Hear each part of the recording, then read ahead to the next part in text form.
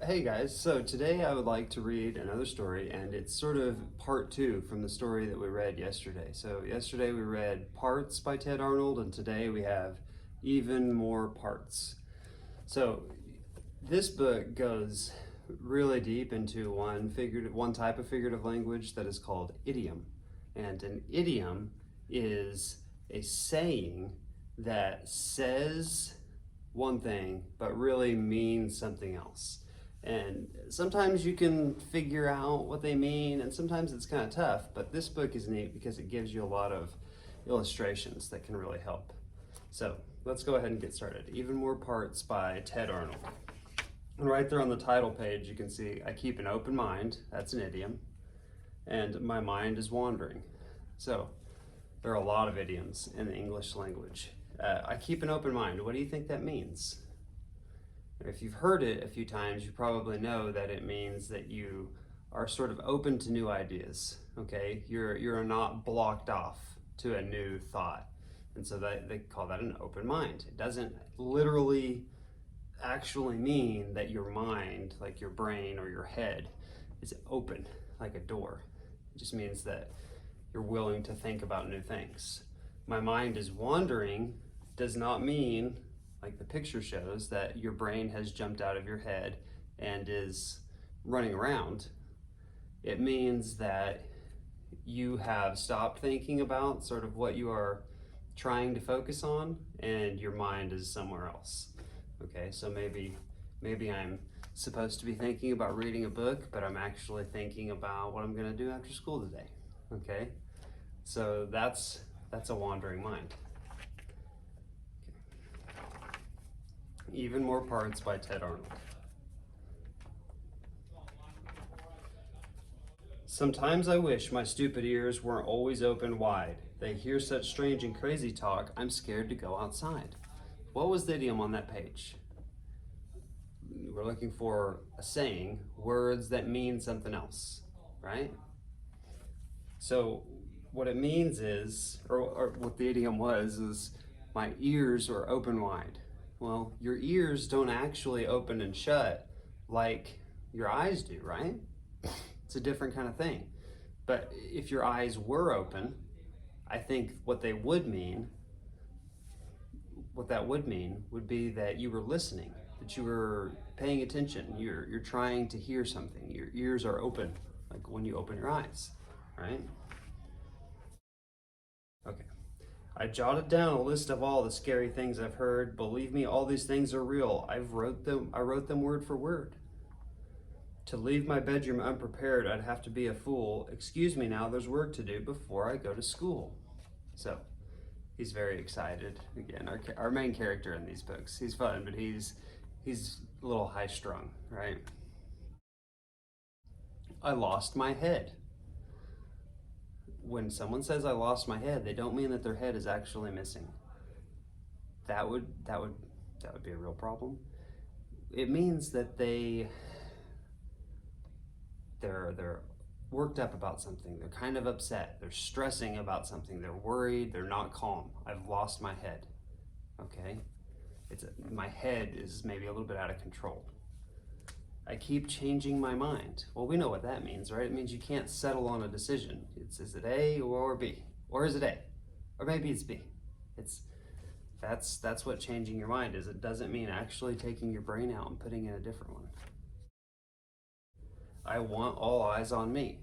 When your teacher says that, what do they want?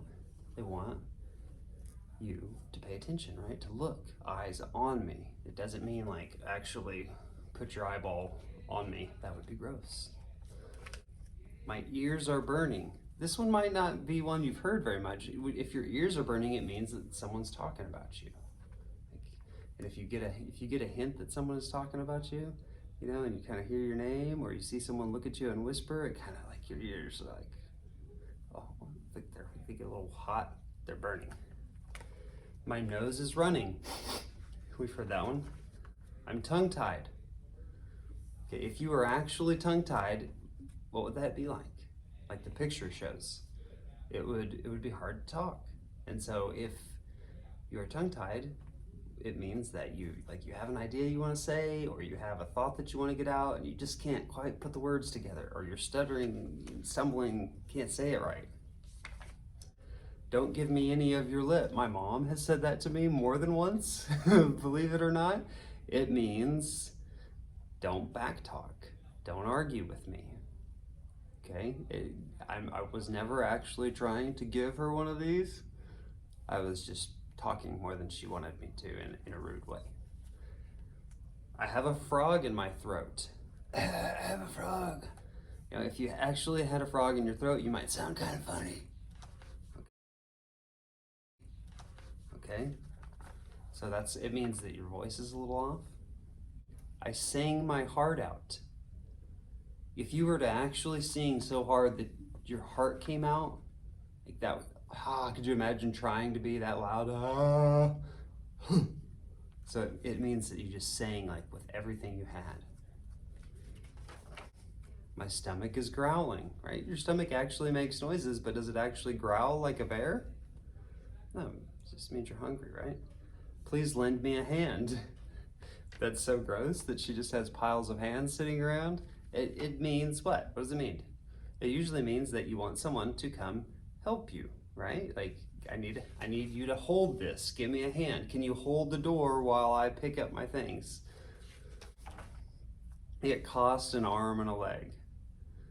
If you actually had to pay an arm and a leg for something, that would be a very big price to pay. You could only do that 2 times, and then there would be no more, so it means expensive. I put my foot in my mouth.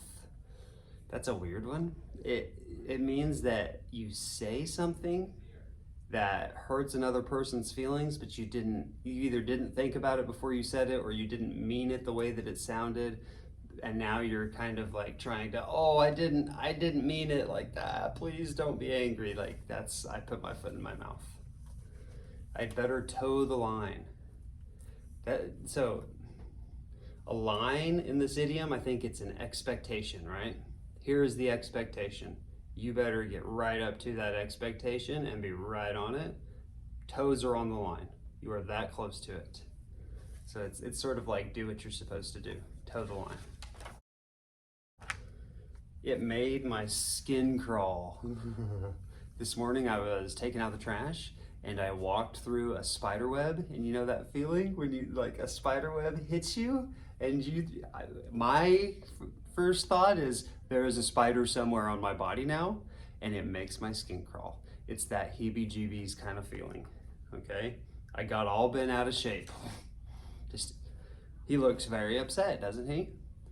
So if this is my shape, calm, cool, and I get bent out of shape, I'm upset. It's kind of like I lost my head.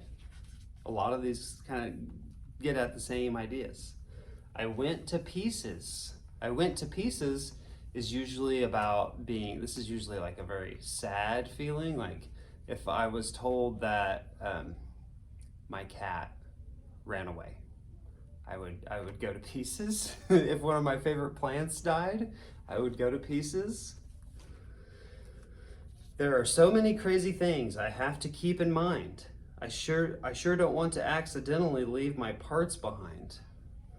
Mom says, "Dear, it's time for school. Let's go or you'll be late." Then Dad says, "Just remember, son, keep your head on straight."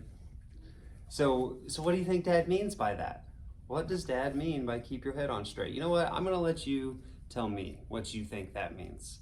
Just look at the picture. What's going on with that guy? Does he see where he's going? Does he know? I want you to tell me, what does keep your head on straight mean?